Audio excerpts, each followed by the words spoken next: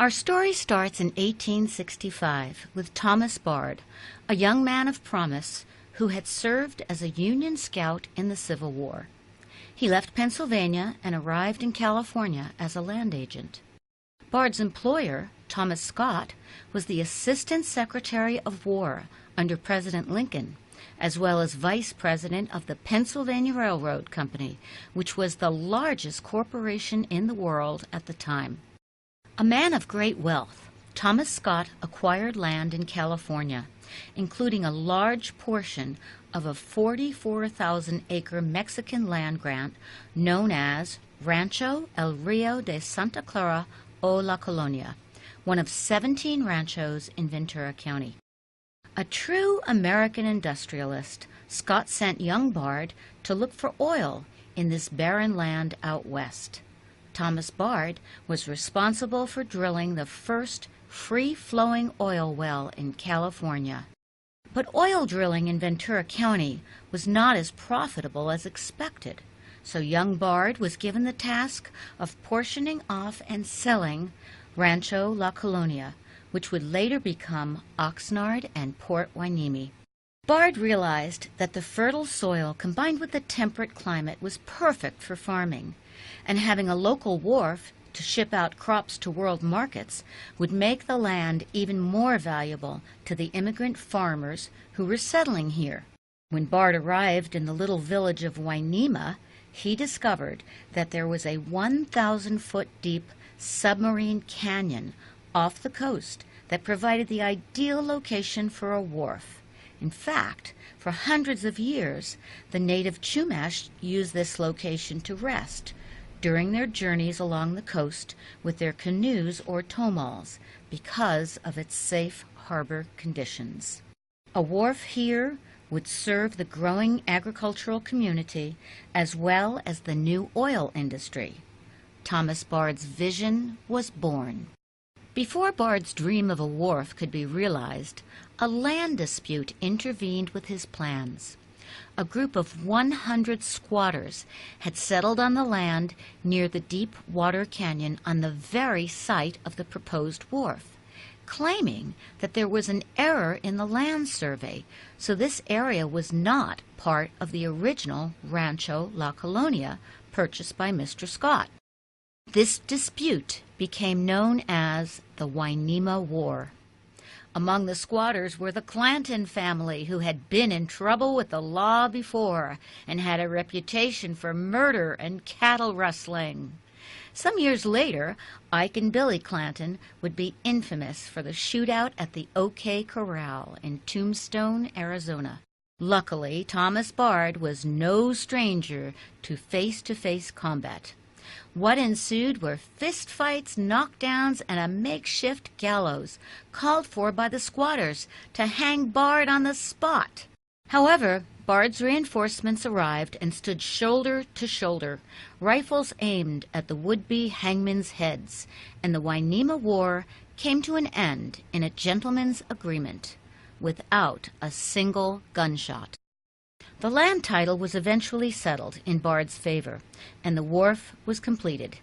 In September 1871, the Los Angeles Star called it a magnificent wharf, 1,200 feet long, built right through the surf. Thomas Bard laid out the plans for the town and changed the spelling of the name back to the Spanish version, Hueneme, spelled with an H and U to make the W sound.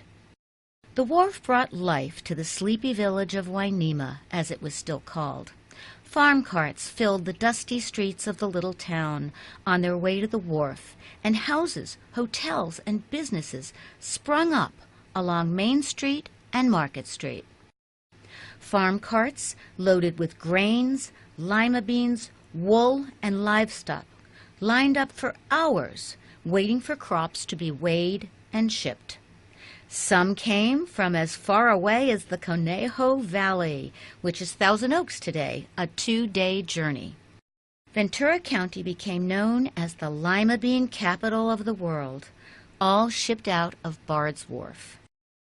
In 1895, the wharf was extended to 1,500 feet, now capable of accommodating larger, deeper draft vessels. Notice the lumber piled up, which was delivered to the wharf to accommodate the growing community.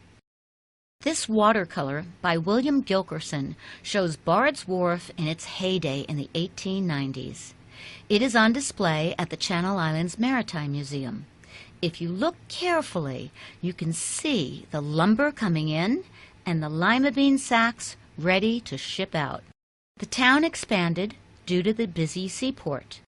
Thomas Bard became a prominent citizen of Ventura County and was the president of the Union Oil Company. He laid a 20-mile pipeline from Santa Paula to Hueneme.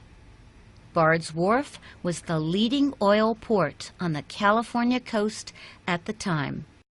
When lima beans lost their luster for some of the farmers, they discovered sugar beets, so they contracted with the Oxnard brothers to build the sugar beet factory nearby. Thomas Bard campaigned desperately to have the factory built in Hueneme, near the wharf. But when the Oxnards decided on a location in the middle of the beet fields, just 4 miles north of the wharf, the fate of Bard's Wharf was changed forever. The sugar beet factory brought electricity and a new railroad spur directly to Oxnard, so some of the farmers began to use the railroad now to ship their crops. Both the town of Hueneme and Bard's Wharf were bypassed. Thus, the wharf became a victim of progress. Agricultural broker and later banker Achille Levy originally shipped crops from Bard's Wharf, but now he found it more profitable to ship lima beans by railroad. The Santa Susana Tunnel was completed, which connected San Francisco to Los Angeles via Oxnard. Once again, bypassing Hueneme. Hueneme became a ghost town as buildings and businesses were moved to accommodate the population boom in Oxnard. At harvest time, there were very few carts and wagons making their way to the wharf now. Although the town was deserted, the beach was still used for camping. Thomas Bard became Senator Bard, the first Ventura County U.S. Senator, and sold his now deserted wharf to a developer who had big plans to create a seaside resort called Ormond Beach. But the plan fell through. In 1910, the Farmers Warehouse Company purchased the wharf, and in 1912, the wharf collapsed, washing away 700 feet of its construction, finalizing the fate of the once active wharf. By the 1920s, the dilapidated wharf was only occasionally used by fishermen. The town dwindled down to about 300 people, but on the weekends, Hueneme Beach trolley cars traveled down A Street to transport people from Oxnard to the beach. The one-way fare was 20 cents, and it took 15 minutes. In the meantime, young Richard Bard had returned home from World War I to take over the family business, since his father had passed away. He obtained 20% of the Farmers Warehouse Company, which owned the decaying wharf that his father had built about 50 years earlier. The Sunkist Lemon Company was growing and opened 2 new packing plants in Hueneme. Sunkist was the largest employer in Hueneme during the 1920s and 30s. Bard also noticed that the oil industry was on the rise in Ventura County. He recognized the need for a deep water harbor to support the increasing citrus and oil industries in Ventura County, and he began a 14-year campaign to fulfill his father's vision and his own dream. In 1926, Richard Bard set the political gears in motion, which led to the passing of a federal bill that initiated a Ventura County harbor at Hueneme. This was the beginning of a bitter battle that lasted 4 years between the city of Ventura and Hueneme supporters over the best location for the port. Bard was publicly attacked and accused of profiteering and manipulating survey reports by anti-Hueneme propaganda. There was even a call to remove Bard from his position as County Harbor Commissioner, but Richard Bard did not back down. By this time, he had invested $350,000 of his own money on surveys, land purchases, fees, reports, and legal expenses to prove that Hueneme was the better location for the county-owned harbor. Ventura or Hueneme? That was the question. As you can see from this list, the points stack up on the Hueneme side, with the bottom line being that to create a harbor in Ventura would be double the cost of Hueneme. But still, the battle raged between the Hueneme supporters and the city of Ventura. Attempts at public humiliation and accusations against Bard continued, with a take-no-prisoners intensity. Finally, in 1929, the Independent Committee approved Hueneme as the best site for the county port and called for a bond election of $2 million. But the city of Ventura still opposed the project. A suit was filed which went to the state Supreme Court, and in 1931, the act that had created the Ventura County Harbor District was declared unconstitutional, defeating Bard's plan for a county harbor. Undaunted by continued efforts to thwart the realization of the vision, Bard developed a new plan for a privately owned harbor and formed a new company, the Hueneme Dock Corporation. He applied for a loan with President FDR's Public Works Administration for $1,600,000, which seemed like the perfect solution for the community project. In 1934, he received a telegram stating the loan was approved. But once again, opposition from the anti-Hueneme group rose, this time reaching as far as Washington, D.C. Getting wind of this, Bard presented himself in the Capitol and met with PWA Administrator Harold Ickes, who accused Bard of creating the project for his own personal gain. In 1935, the PWA rescinded the loan. By this time, Bard had spent about $500,000 of his own family funds on the project. Never at a loss for new solutions, Richard Bard tried to make a deal with the city of Ventura. He offered 247 acres of land and all the rights of way if the city would build the harbor at Hueneme. After their refusal, he turned to the city of Oxnard, who readily accepted. Thus, the Oxnard Harbor District was formed, encompassing Hueneme, Oxnard, Camarillo, Somis, Newbury Park, and Thousand Oaks. Another application was sent to PWA for a grant of $783,000. Both the telegram and newspaper headlines announced the approval of federal funds.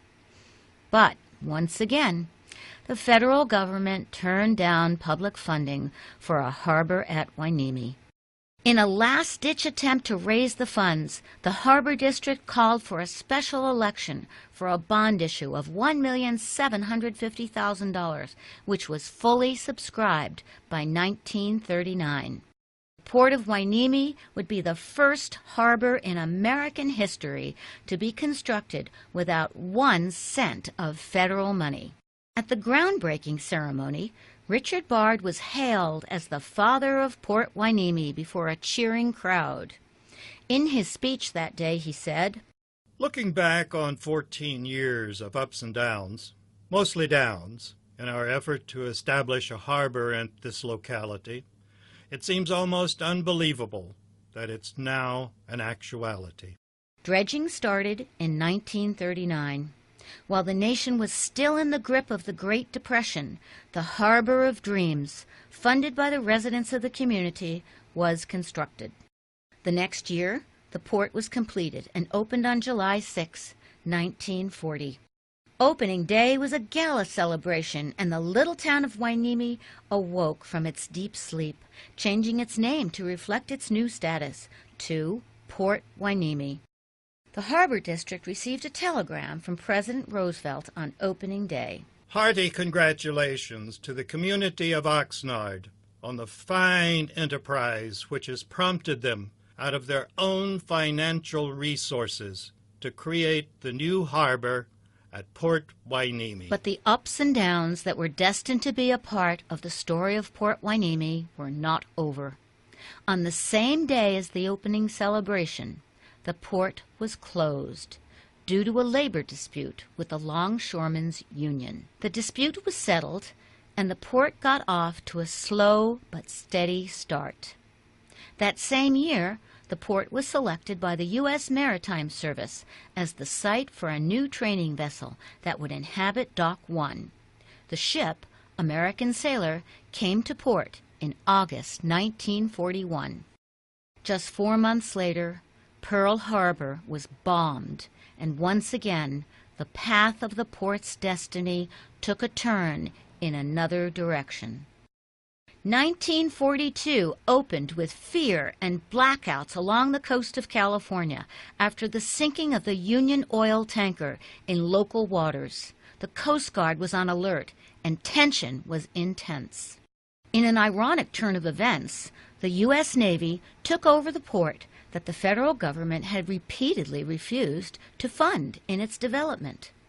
The district offered a lease to the Navy, but Uncle Sam took ownership of the entire port by paying off the bond indebtedness.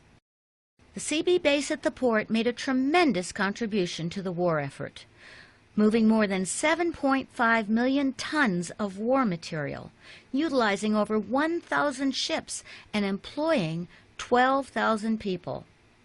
Port Hueneme shipped 25% of all war supplies to the Pacific.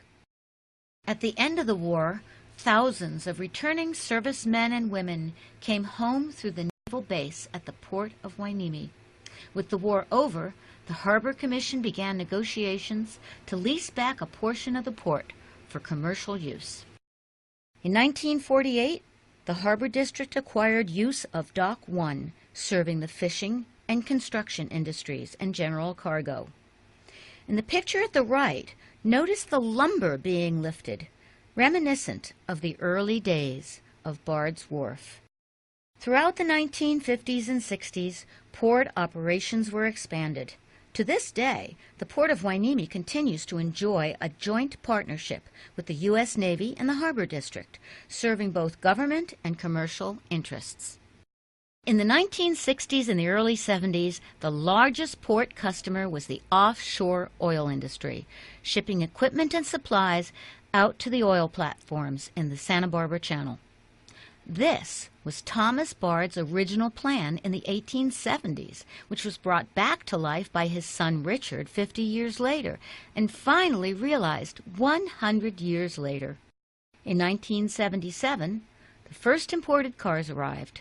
Notice the method of transporting the auto from the ship to the dock. Since then, more than 4 million autos have transited the port. The 1970s also saw the beginning of the fresh fruit import and export operations with the Del Monte Tropical Fruit Company. From 1985 to 2003, the port was continually expanded to support the growing import and export operations and was designated as an international port of entry. Today, the Port of Hueneme is one of the busiest banana gateways in the country, importing more than 600,000 metric tons per year. The port ranks among the top 10 U.S. ports for the import and export of automobiles, handling over 270,000 autos a year. The Port of Hueneme has come a long way from Bard's Wharf, built to ship out crops grown by local farmers almost a century and a half ago. Port operations today surely have surpassed the dreams of both Thomas and Richard Bard. They would be proud of their legacy to the community if they were here today. Please be sure to explore the new Port of Hueneme exhibit on the upper deck of the Channel Islands Maritime Museum to find out more about the operations of the port today.